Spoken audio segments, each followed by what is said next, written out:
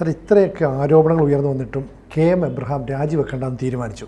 അങ്ങനെയാണെങ്കിൽ പരാതിക്കാരനായ ജോമോൻ പുത്തമ്പുരയ്ക്കലിനെതിരെ എന്തെങ്കിലുമൊക്കെ ഒരു നടപടി ഉണ്ടാവില്ലേ? ഒരു പണിയിട്ടില്ലെന്ന്. ജോമോൻ പുത്തമ്പുരയ്ക്കലിനെതിരെ അടുത്ത വേട്ട തുടങ്ങുകയാണ് എന്നാണ് ഈ സെക്രട്ടേറിയറ്റിൽ നിന്നൊക്കെ കേൾക്കുന്നത്.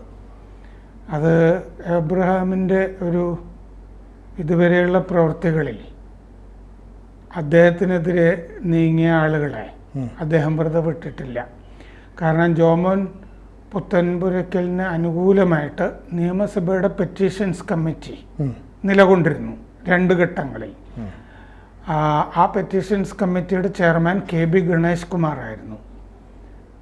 പിന്നീട് ഈ ഗണേഷ് കുമാറിൻ്റെ മണ്ഡലമായ പത്തനാപുരത്ത് കിഫ്ബി പദ്ധതികൾ അനുവദിച്ചില്ല എന്ന് ഗണേഷ് കുമാർ തന്നെ പരാതിപ്പെട്ടിട്ടുണ്ട് ഈ എബ്രഹാമിനെതിരെ. അത് ഒരു ഉദാഹരണം മാത്രമാണ്. ഇപ്പോൾ ഏത് തരം കേസായിരിക്കും ജോമോൻ പുത്തമ്പുരയ്ക്കലിനെതിരെ വരിക എന്നുള്ളത് ഏതാണ്ട് നമുക്ക് ഊഹിക്കാൻ കഴിയും. ദൈവത്തിൻ്റെ സ്വന്തം വക്കീൽ എന്ന് പറഞ്ഞ ജോമോൻ്റെ ഈ ആത്മകഥയുണ്ടല്ലോ, അതിൻ്റെ അകത്ത് ഈ എബ്രഹാമിന് ജോമോനോടുള്ള വിരോധം വിവരിക്കുന്ന കുറച്ച് ഭാഗങ്ങളുണ്ട്. അതിൽ ഒരു കേസുണ്ട്.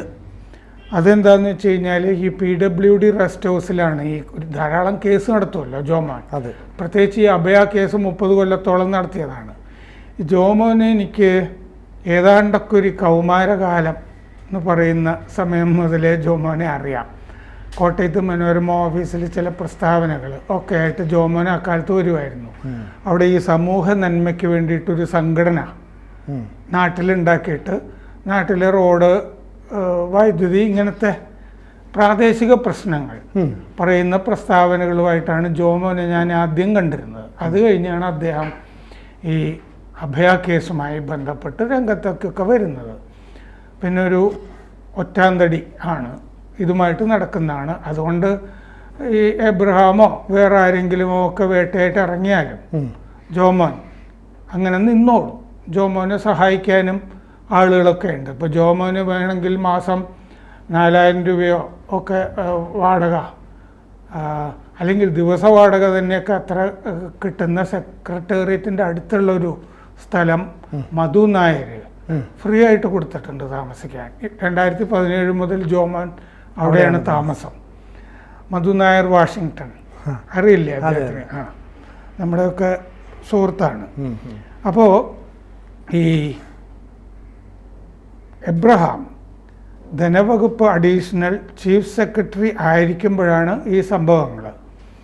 ഈ PWD കെട്ടിട വിഭാഗം ചീഫ് എഞ്ചിനീയർ M പെണ്ണമ്മ, ഈ പെണ്ണമ്മയും എബ്രഹാമും ചേർന്ന് അന്ന് തന്നെ ജോമോൻ പുത്തൻപുരയ്ക്കലിനെതിരെ ഒരു കള്ളക്കേസ് ഉണ്ടാക്കി എന്നാണ് ജോമോൻ പറയുന്നത്.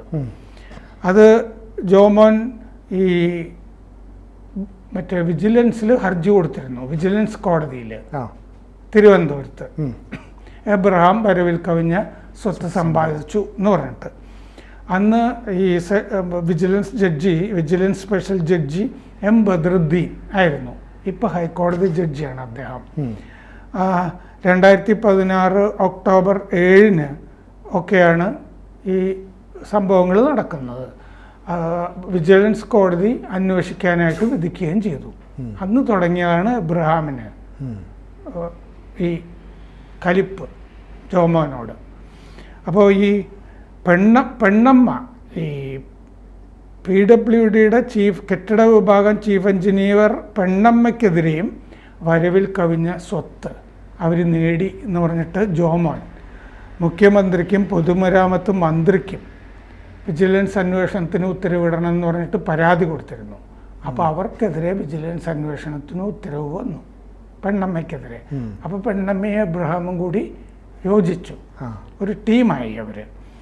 എന്നിട്ട് അന്വേഷണ ഉത്തരവ് വന്നത് അവർക്കെതിരെ 2016 ഓഗസ്റ്റ് 30 അപ്പോൾ പെണ്ണമ്മ ജോമോനെതിരെ എബ്രഹാമിന് കൊണ്ടുപോയി ഒരു പരാതി കൊടുത്തു.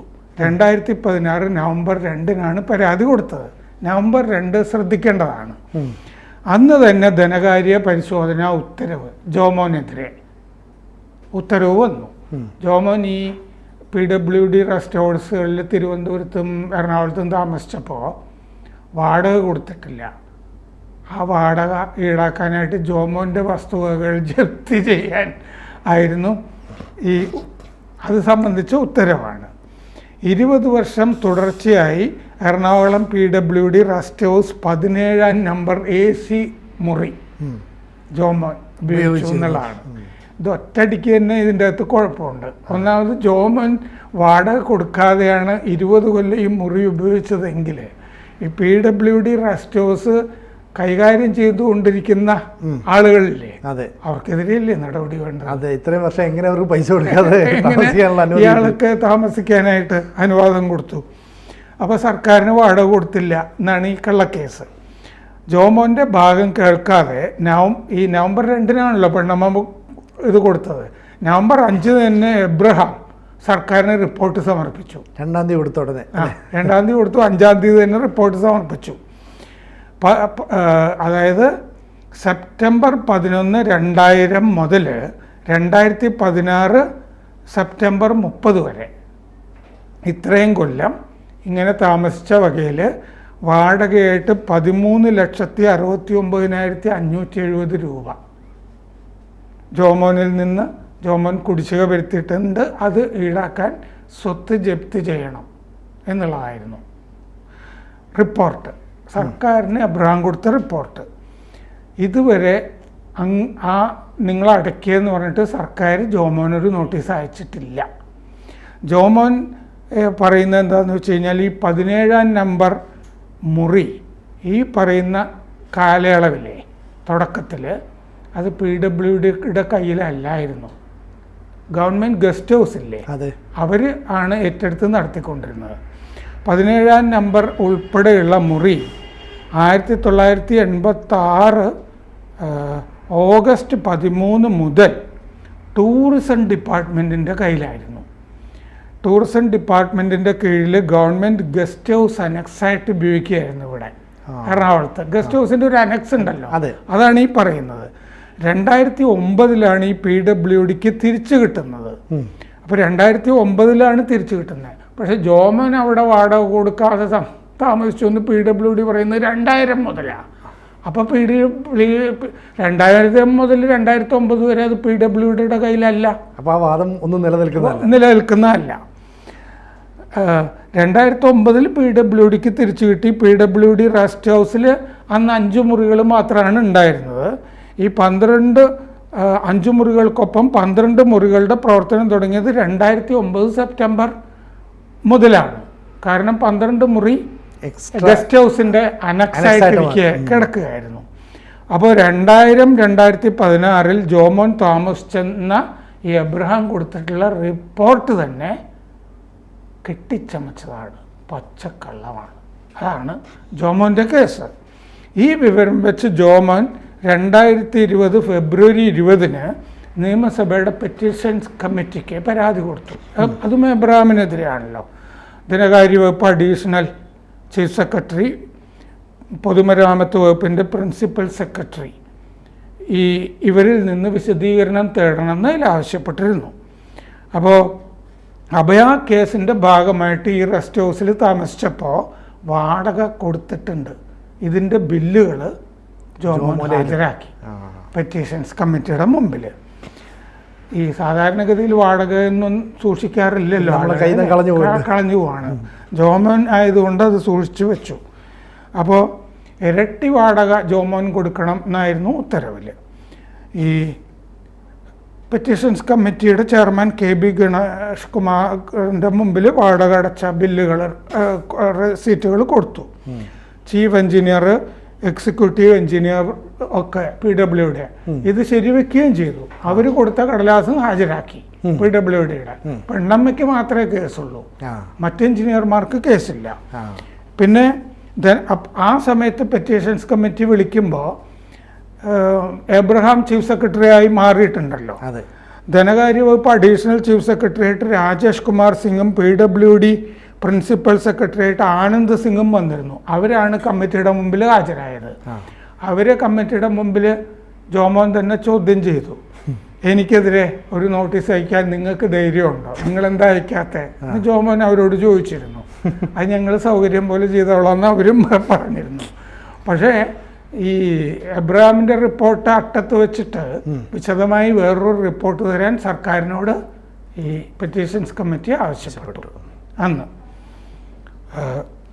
ഇരട്ടി വാടക എന്ന് പറഞ്ഞ സംഭവം ജോമോന് മാത്രമാണ് ചുമത്തിയിരുന്നത്. ഇതുവരെ ഈ PWD റെസ്റ്റ് ഹൗസിൽ താമസിച്ച ആരോടും ഇരട്ടി വാടക മേടിച്ചിട്ടില്ല.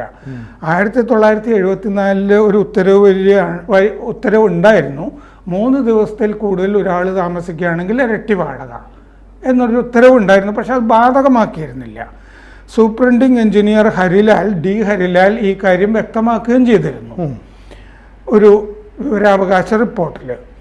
തിരുവനന്തപുരത്ത് റെസ്റ്റ് ഹൗസ് എൻ്റെ മാനേജർ സനൽകുമാർ നായരും അത് ശരിവച്ചിരുന്നു, ആരുടെ നിന്നും വാങ്ങിച്ചിട്ടില്ല എന്നുള്ളത്. ഇരട്ടി വാടക എന്ന് പറയുന്നത് ഒരു 42,670 രൂപ ഇരട്ടി വാടക ആയിട്ട് ജോമോന് ചുമത്തിയിരുന്നു. അപ്പോൾ AC റൂമിൻ്റെ വാടക 150 രൂപയായിരുന്നു ജോമോനൊക്കെ താമസിക്കുന്ന കാലത്ത്. അത് 2013 ഒറ്റയടിക്ക് 400 രൂപയാക്കി. അത് കഴിഞ്ഞ് ഈ പെണ്ണമ്മ പറഞ്ഞിട്ട് 2017 ചീഫ് സെക്രട്ടറി ആയിരിക്കുമ്പോൾ എബ്രഹാം 1000 രൂപയായിട്ട് ഒറ്റയടിക്ക് കൂട്ടി. ഇനി ജോമോൻ അങ്ങനെ താമസിക്കേണ്ടതില്ല എന്ന് തീരുമാനിച്ചു. അപ്പോൾ 2017 1000 രൂപയാക്കിയപ്പോഴാണ് ജോമോൻ ഈ മധുനായർ കൊടുത്ത ഒരു മുറിയിലേക്ക് സെക്രട്ടേറിയറ്റിൻ്റെ അടുത്ത് മാറുന്നത്.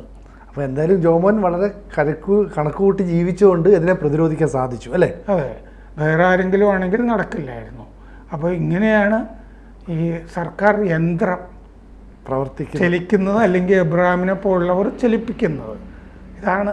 അപ്പോൾ അടുത്ത രംഗത്തിന് യവനിക ഉയരുകയായി. അതെ. കൂടുതൽ വാർത്തകളും വിശേഷങ്ങളും നിങ്ങളിലേക്ക് എത്താൻ ABC മലയാളം സബ്സ്ക്രൈബ് ചെയ്യുക, ബെൽ ബട്ടണും അമർത്തുക.